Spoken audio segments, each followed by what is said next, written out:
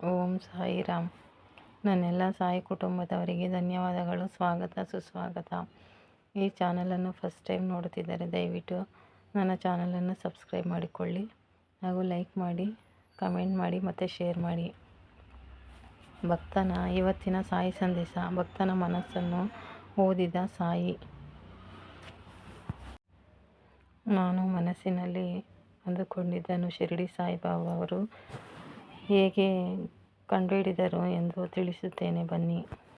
2 ತಿಂಗಳ ಹಿಂದೆ ಬೈಕಿನಲ್ಲಿ ಹೋಗುವಾಗ ದಾರಿಯಲ್ಲಿ ಬಾಬಾರವರ ಫೋಟೋವೊಂದು ಕಾಣಿಸಿತು. ಬೈಕಿನಲ್ಲಿದ್ದ ಕಾರಣ ನಾನು ನಿಲ್ಲಿಸಲಿಲ್ಲ.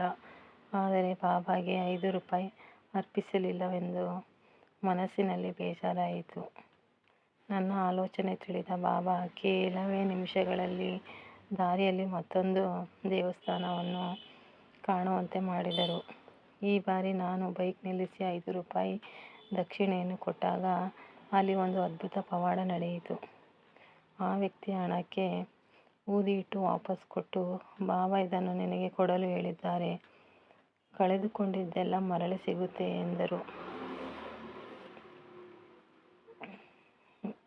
ಮತ್ತೊಂದು ಅನುಭವ. ನನ್ನ ಹುಟ್ಟುಹಬ್ಬದ ಗುರುವಾರದ ದಿನ. ಅಂದು ಕೆಲಸದ ಕಾರಣ ದೇವಸ್ಥಾನಕ್ಕೆ ಹೋಗಲು ಸಾಧ್ಯವಾಗಲಿಲ್ಲ. ಆದರೆ ಮನೆಗೆ ಬಂದಾಗ ಮನೆಯವರೆಲ್ಲ ಪೂಜೆ ಮುಗಿಸಿದ್ದು. ಅಲ್ಲಿ ಬಂದ ಜನರ ಹತ್ತಿರ ನಾನು ಕೇಕನ್ನು ಕಟ್ ಮಾಡಿಸಿದನು. ನನ್ನ ತಂದೆಯ ಕೈಯಿಂದಲೇ ನನಗೆ ಇಷ್ಟವಾದ ಕೇಸರಿ ಪ್ರಸಾದ ಸಿಕ್ಕಿತು.